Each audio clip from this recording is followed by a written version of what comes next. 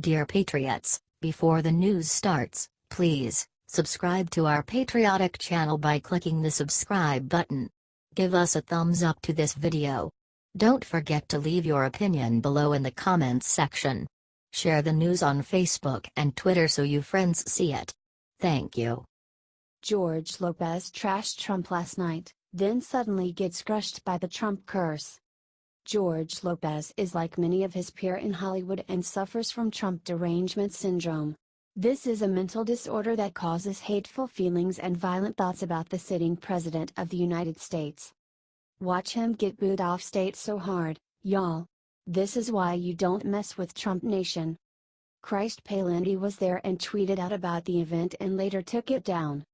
Big controversy. Host of huge charity #carousel ball, at George Lopez, makes political comments about Trump, drops the F-bomb and is escorted out. Chris Parente, at Parente, October 8, 2017. The tables at the event cost $5,000 to $100,000 to benefit the Barbara Davis Center for Diabetes. George was asked nicely to stop making Trump jokes by a man in front row, Maffei, who just donated $250,000. George doesn't, continues. Gets booed. He bombed his set and was immediately escorted from the carousel ball. Please share this with every Trump supporter you know.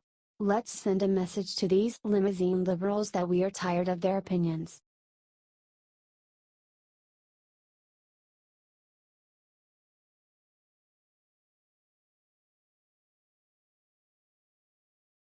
IT worked after last week protests. SNL just did something nobody thought they ever would. In case y'all were wondering if all that protesting of crappy liberal TV shows works, now we know IT does. Last week Saturday Night Live decided to not make jokes about sex offender Harvey Weinstein because they were all friends. Not anymore. Thanks to all of you folks out there, this weekend they finally broke down and attacked their boss's best friend. Now, we have the video to watch, but I wanna give y'all a heads up first. They only make fun of Weinstein for about 2 seconds, mildly, before turning their attention to you guessed it, President Trump. But wait, there is more. The show was so moved by how y'all responded to their defense of the sexual predator, they went on the attack again. They did another skit, throwing a bit more shade at Harvey Weinstein, where they had a panel of pretend actresses talking about their experiences being harassed by Weinstein and other producers. Well, at least it's a start. Still, there is no erasing the moment after last week's SNL cast party when the owner of the show, Lorne Michaels, told a reporter on camera that he would not attack Weinstein because it's a New York thing. The liberals may love to hide behind their double standards, but we can stop them. Help share this out and show everyone we can beat them at their own game.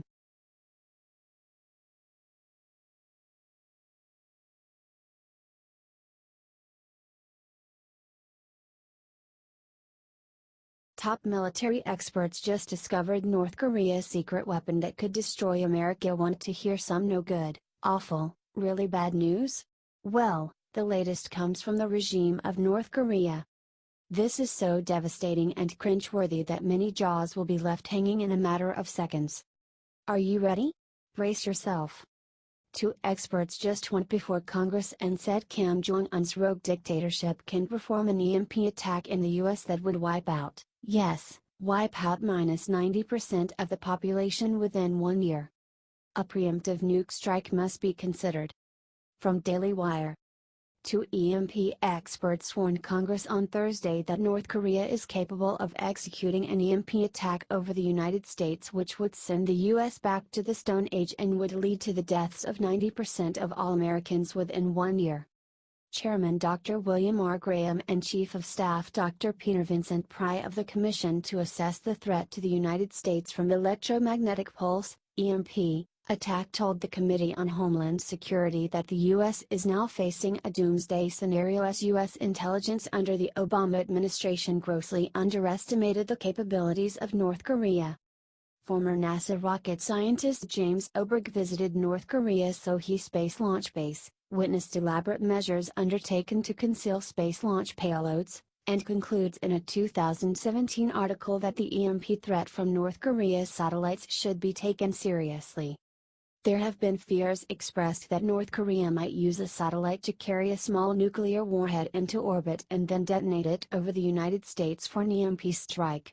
These concerns seem extreme and require an astronomical scale of irrationality on the part of the regime.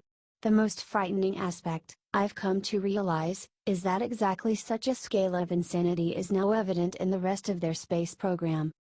Holy cow! Barack Obama left this mess. Now Donald Trump has to clean it all up. But he will.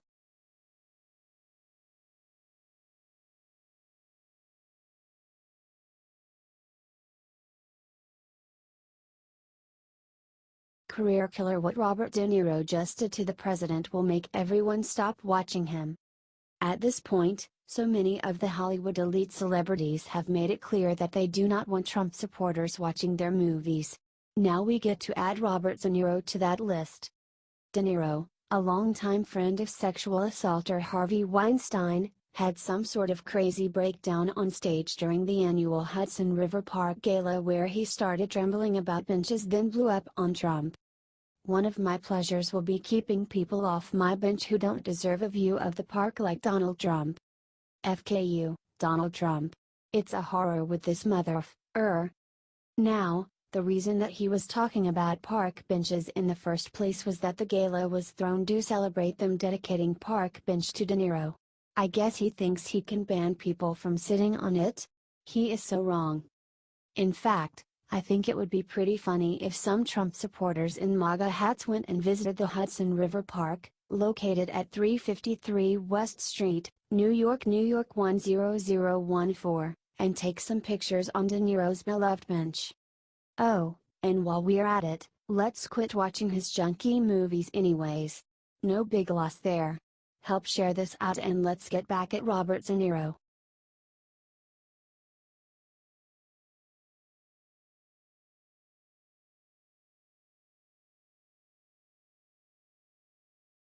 After all of Hollywood attacked Trump, Jimmy Fallon stood up and did a total reversal. Just when it seemed like everyone in Hollywood had lost their minds with blind hate for President Donald Trump, Jimmy Fallon decided to fight back against the insanity. In an interview on NBC's Sunday Today, Fallon was asked why he doesn't make fun of the president more to get higher ratings like Colbert and Kimmel are getting on their shows. He looked back at the show house and sharply responded, "It's just not what I do." Fallon went on to explain himself, saying, "I think it would be weird for me to start doing it now. I don't really even care that much about politics. I've got to be honest. I love pop culture more than I love politics. I'm just not that brain." Of course, he also complimented the success and political humor of Colbert, saying it's what he has always been good at anyways. However, it was notable that he did not compliment Jimmy Kimmel for his recently found success in political jokes. My guess is it's because Kimmel is not funny and just going out as the new poster boy of the Democrat establishment. I'm just glad to see there is at least one big comedian left out there who has real jokes instead of the 24/7 Trump bashing. Let's show Fallon America appreciates his professionalism by sharing this out, and watching The Tonight Show sometime.